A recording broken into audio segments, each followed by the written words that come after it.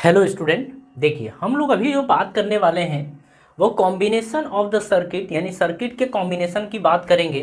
और आज हम देखेंगे एलसी सर्किट के बारे में। हम ये समझेंगे कि एलसी सर्किट को किस तरीके से कंबाइन किया जाता है, मतलब एक कैपेसिटर और एक इंडक्टर को यानी एक संधारित्र और प्रेरकत्व को किस तरीके से जोड़ते हैं। फिर हम ये देखेंगे कि नेट वोल्टेज क्या आएगा, करंट कितना आएगा, मतलब इन चीज़ों के बारे में हम लोग बात करने वाले हैं। ठीक है, इसके इम्पीडेंस यानी कि प्रतिबाधा के बारे में भी हम लोग बात करेंगे। तो चलिए ज़रा इसकी फ़ोटो पहले बना लें। तो देखिए, अगर हम एलसी सर्किट की बात कर रहे हैं तो आप सभी लोगों को पता है कि इसमें एक इंडक्टर होगा और एक कैपेसिटर यानी कि संधारित्र होगा, और इसको हम एक एसी सोर्स से जोड़ देंगे। एक एसी सोर्स से हम लोग इसको जोड़ देंगे। अब ध्यान से मेरी बात समझिएगा। इसमें अगर देखा जाए तो ये एसी सोर्स है।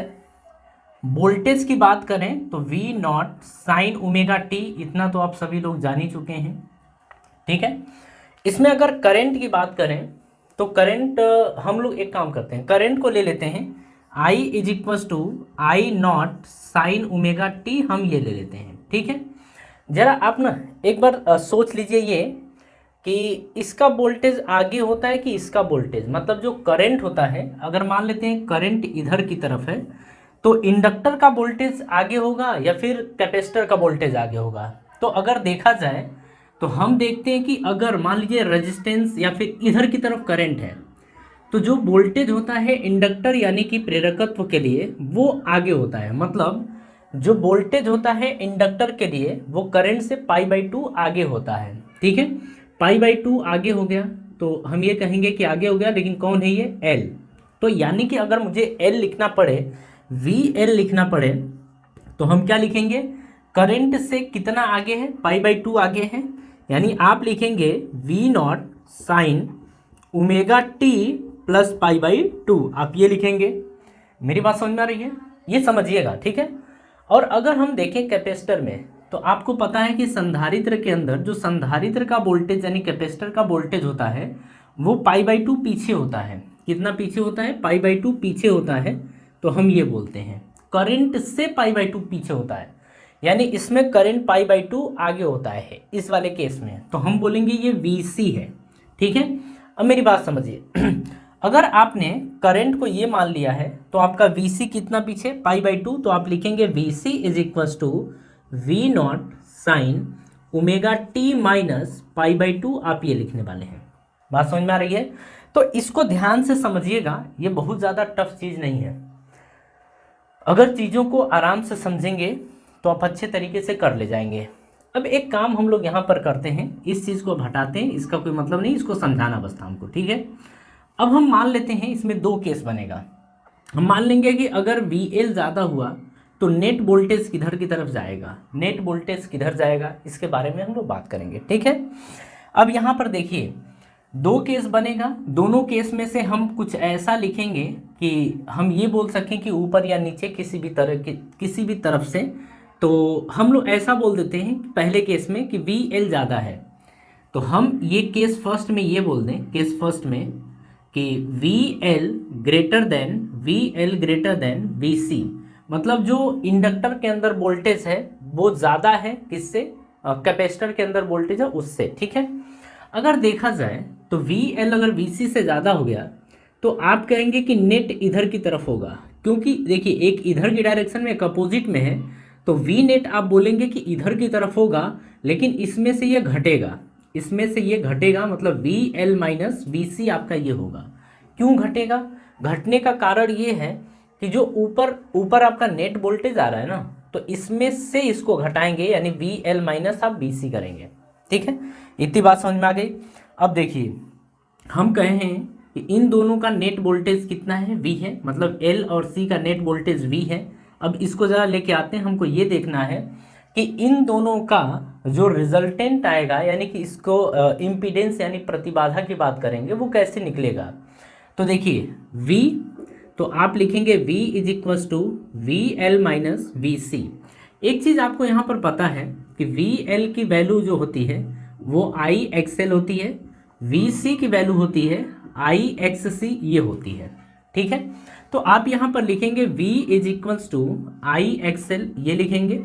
VC की जगह लिखेंगे आई एक्स सी, यहाँ से I कॉमन ले लेंगे, XL माइनस एक्स सी ये बचेगा is equals to V, divide करिए तो V upon I is equals to XL minus X C ये बचेगा।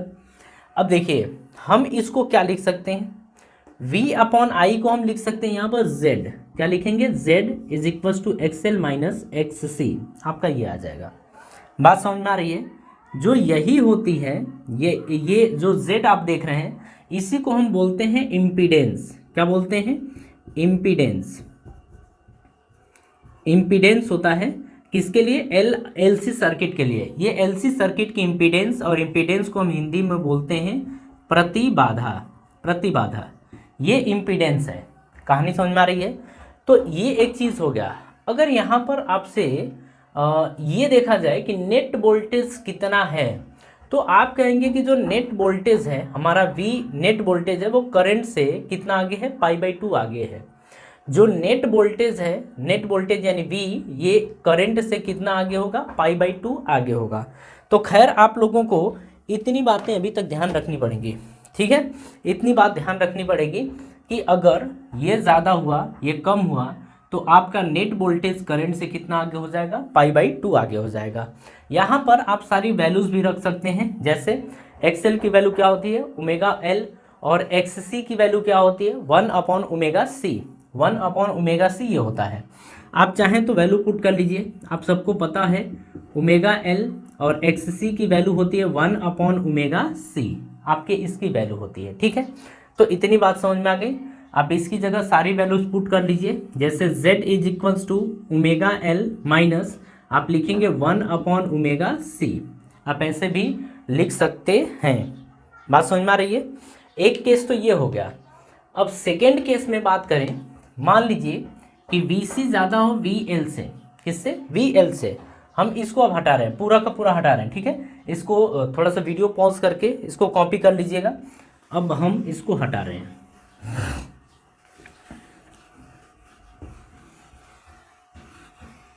हाँ जी। अब हम मान लीजिए ये बोलते हैं, यहाँ पर हमने कहा कि मान लीजिए कि VC की वैल्यू ज़्यादा है। अगर VC की वैल्यू ज़्यादा हो गई तो नेट किधर आएगा? नीचे की तरफ। नेट किधर आएगा? नीचे की तरफ। तो आप लिखेंगे V इज इक्वल्स टू, फिर ये बड़ा होगा ये छोटा होगा तो VC माइनस VL लिखेंगे, VC माइनस VL। अब यहाँ से V इज इक्वल्स टू लिखेंगे VC माइनस VL, आप ये लिखेंगे।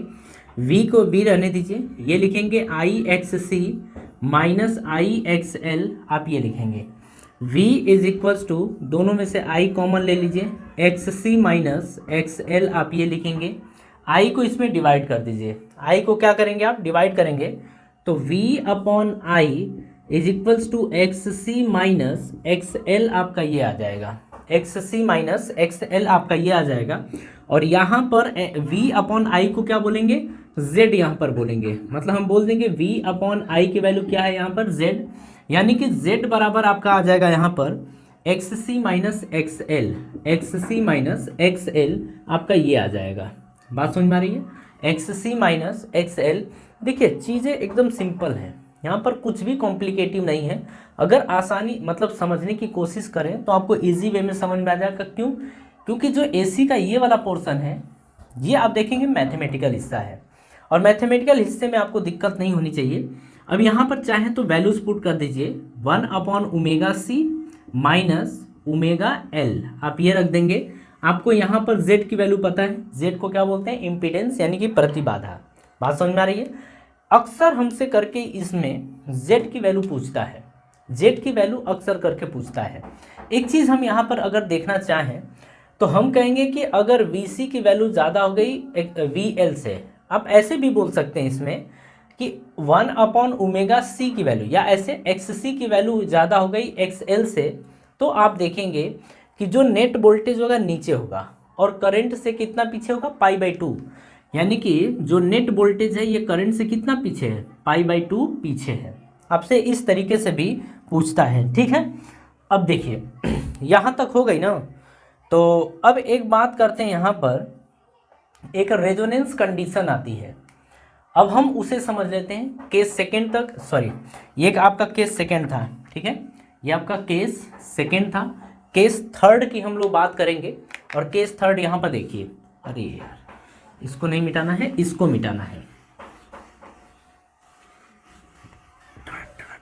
देखिए जो ये हिस्सा पढ़ रहे हैं ना, चैप्टर पढ़ रहे हैं, ये काफ़ी इंपॉर्टेंट और काफ़ी मज़ेदार चैप्टर है। मतलब इसमें बहुत ज़्यादा तकलीफ आपको नहीं होगी।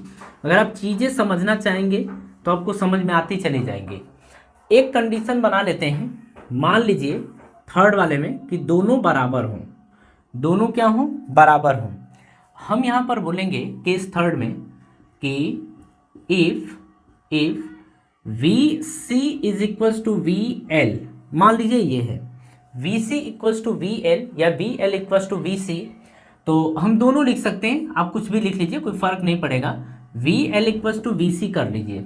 इस कंडीशन में क्या होगा, जब आप z देखेंगे यानी कि नेट देखेंगे तो वी एल में से वी सी घटाएंगे तो क्या आएगा, जीरो, क्योंकि दोनों आपस में क्या है, बराबर।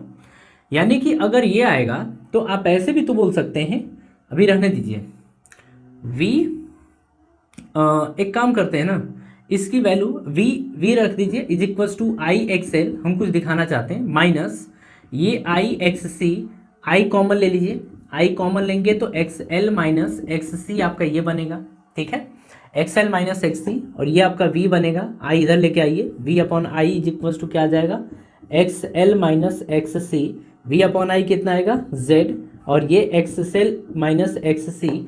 आप यहाँ पर क्या देख रहे हैं, ये दोनों आपस में बराबर हैं, ये दोनों आपस में बराबर हैं। क्यों बराबर हैं, कि अगर ये दोनों आपस में बराबर हो गए, क्योंकि हम इसको क्या लिखेंगे, I X L is equals to I X C, आप यही तो लिखेंगे, आई से आई कैंसिल हो गया तो एक्स एल और एक्स सी आपस में क्या हो गए, बराबर हो गए।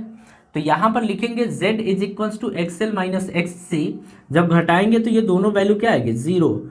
और मेरी बात समझिए, एलसी सर्किट के अंदर अगर z की वैल्यू जीरो आ गई, z की वैल्यू जीरो आ गई, तो ये रेजोनेंस कंडीशन होती है। कौन सी कंडीशन है, रेजोनेंस कंडीशन होती है, ये समझिएगा।